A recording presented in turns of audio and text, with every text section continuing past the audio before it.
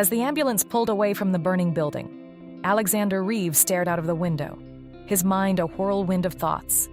The empire he had built with such care and dedication had almost become his tomb, and he owed his life to a woman whose name he hadn't even known until a few hours ago. The sound of sirens mixed with the noise of the city, creating a chaotic symphony that seemed to echo the turmoil in his mind. For the first time in years, Alexander found himself questioning the certainties that had guided his life until that moment. As the ambulance snaked through the streets of Chicago towards the hospital, Alexander closed his eyes, exhausted. The image of Olivia, with her fearless determination and unconditional compassion, was etched in his mind. He knew that something had fundamentally changed inside him that day. What exactly that change meant and how it would affect his life from now on, he still didn't know. But one thing was certain: nothing would ever be the same. The constant beeping of the heart monitors filled the silence of the hospital room. Alexander Reeves stared at the sterile white ceiling, his mind still processing the events of the previous day. The smell of antiseptic and the impersonal coldness of the hospital environment were a constant reminder of how close he had come to death. A soft knock on the door interrupted his thoughts. "Mr. Reeves." A middle-aged nurse entered, her face kind but professional. "There's someone here to see you, a Miss Olivia Martinez. She says she works for you." Alexander's heart gave an involuntary leap. Olivia, the woman who had risked everything to save him. "Yes," he replied, his voice still hoarse from the smoke. "Please let her in." Moments later, Olivia entered the room. Without the cleaning uniform and the layer of soot, she looked different. Her dark brown hair was tied up in a simple ponytail, and she was wearing jeans and a modest blouse. Her hazel eyes, however, still carried the same determination that Alexander had seen the day before. "Mr. Reeves," she said, stopping by the bed. I just wanted to see how you were." Alexander watched her for a moment, struggling to find the right words. "Miss Martinez," he began, then stopped. "Olivia, please sit down." She obeyed, taking a seat in the chair next to the bed. An uncomfortable silence hung between them for a few seconds. "You saved my life," Alexander finally said, his voice low and intense. I don't know how to thank you." Olivia shook her head. "There's no need for thanks, Mr. Reeves. I did what anyone would do." "No," Alexander insisted. "Not anyone. You came back when everyone else had fled. You risked your own life for me. Why?" Olivia looked him in the eye, her expression serious.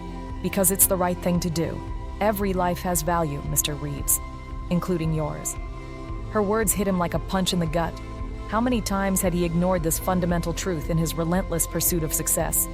How many lives had he deemed expendable in the name of profit and efficiency? "I want to do something for you," he said abruptly. "Anything. Name your price." Olivia frowned, looking almost offended. "I didn't do this for money, Mr. Reeves." I know, he said quickly. "But there must be something you need. Something I can do to help." She hesitated for a moment, then spoke softly. "Actually, there is something. My daughter, Sophia. She's 7 years old and suffers from a rare heart condition. She needs surgery, but..." She stopped, swallowing. "Our insurance doesn't cover it, and I can't afford it." Alexander felt something strange in his chest, a mixture of compassion and determination that he wasn't used to feeling. "Consider it done," he said without hesitation. "I'll take care of all the medical costs, and more than that, I'll make sure she has the best doctors available." Olivia's eyes filled with tears. "Mr. Reeves, I don't know what to say." "Don't say anything," he replied. "It's the least I can do." At that moment, something changed between them. It wasn't gratitude or obligation. It was something deeper, more fundamental, a mutual recognition of humanity that transcended the barriers of class and status. In the days that followed, while Alexander recovered in hospital, Olivia visited him regularly. They talked about Sophia, about the challenges of being a single mother, about the dreams and aspirations that Olivia had put on the back burner in order to look after her daughter. Alexander found himself looking forward to these visits, fascinated by Olivia's strength and resilience. She had a perspective on life that he had never considered before, one that valued people over profits, compassion over competition. A week after the fire, Alexander was discharged from hospital. As he left, he was greeted by a crowd of reporters, all eager to hear the story of the millionaire CEO who had almost lost everything. "Mr. Reeves! Mr. Reeves!" the reporters shouted. "How do you feel after this near-death experience?" Alexander looked at the cameras, then at Olivia, who was standing discreetly to one side. He made an instant decision. "I'm grateful," he said, his voice firm. "Grateful for my life, and for the extraordinary courage of a woman who risked everything to save me." He gestured for Olivia to come closer. Reluctantly, she stepped forward. "This is Olivia Martinez," Alexander announced. "Without her, I wouldn't be here today. And because of her, I'm rethinking a lot of things about how I conduct my business and my life." Camera flashes went off as reporters fired off questions. Olivia looked uncomfortable in the spotlight, but Alexander put a comforting hand on her shoulder. "As of today," he continued, "Vertex Enterprises will be launching a new initiative. We're going to set up a fund to help employees with extraordinary medical needs, starting with Mrs. Martinez's daughter." Olivia's eyes widened in surprise, and she looked at Alexander with a mixture of shock and gratitude. As the reporters absorbed this information, asking more frantic questions, Alexander leaned towards Olivia. "This is just the beginning," he murmured. "I promise." That night, alone in his luxurious penthouse, Alexander stood by the window, looking out at the city lights. The Empire State Building shone in the distance, a symbol of the power and ambition that had guided his life for so long. But now, for the first time, he wondered if there was more to life than just accumulating wealth and power. Olivia's words echoed in his mind. Every life has value. Alexander picked up his phone and dialed a number. "Patricia?" he said when his assistant answered. "I need you to make some changes to my schedule for tomorrow. Cancel my meeting with the shareholders. Schedule a visit to the Children's Hospital instead, and find the best pediatric heart surgeon in the country. We have a girl to save." As he hung up the phone, Alexander felt something he hadn't felt for years, a sense of purpose that went beyond profits and acquisitions. It was a strange feeling, almost uncomfortable in its newness, but at the same time, it was thrilling. The Alexander Reeves who had walked into that burning building a week ago was no more. In his place was a different man, a man who was just beginning to understand the true meaning of value. And as night fell over Chicago, Alexander knew that his journey of transformation had only just begun. The sound of children's laughter echoed through the corridors of Chicago Children's Hospital, a surreal contrast to the seriousness that normally permeated the environment. Alexander Reeves walked alongside Olivia, both carrying bags full of toys and books. "Mr. Reeves, you really didn't have to do that," Olivia said, her tone a mixture of gratitude and discomfort. Alexander shook his head. "Please, call me Alexander." And yes, I did. I want to meet Sophia and the other children. I want to understand. They arrived in a colorful room, decorated with drawings on the walls and miniature furniture. In the center, a little girl with dark hair and bright eyes was playing with a puzzle. She looked up as they entered, her face lighting up at the sight of Olivia. "Mommy!" Sophia exclaimed, running to hug Olivia. Alexander watched the scene, feeling an emotion he couldn't name. There was so much love in that simple embrace, so much joy despite the difficult circumstances. "Sophia, darling," Olivia said softly. "This is Mr. Reeves. He's come to visit us today." Sophia looked at Alexander curiously.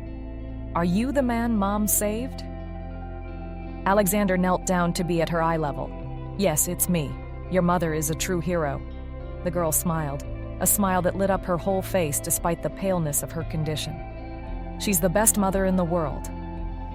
In the minutes that followed, Alexander found himself completely captivated by Sophia.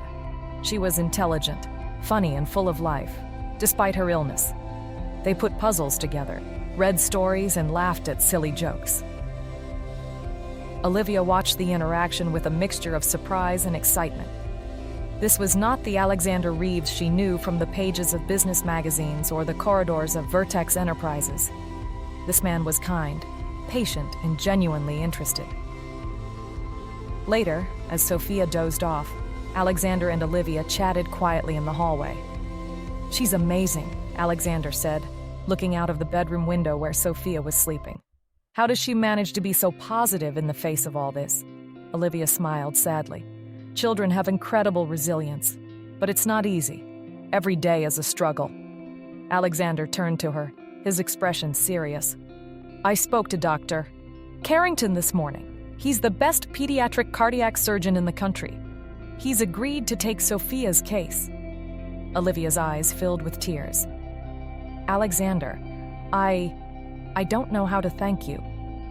He put a hand on her shoulder, the gesture surprisingly natural. "No need to thank me. It's the least I can do."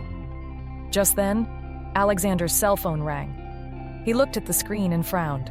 "Sorry, I have to take this." Alexander took a few steps away, his voice low but tense as he spoke into the phone. When he returned, his expression was grim. "Is everything all right?" Olivia asked, concerned. Alexander hesitated for a moment. "Not everything.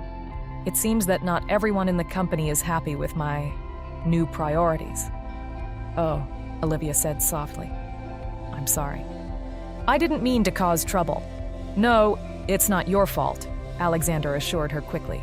"It's just that, well, let's just say that change isn't easy, especially when you have shareholders to answer to."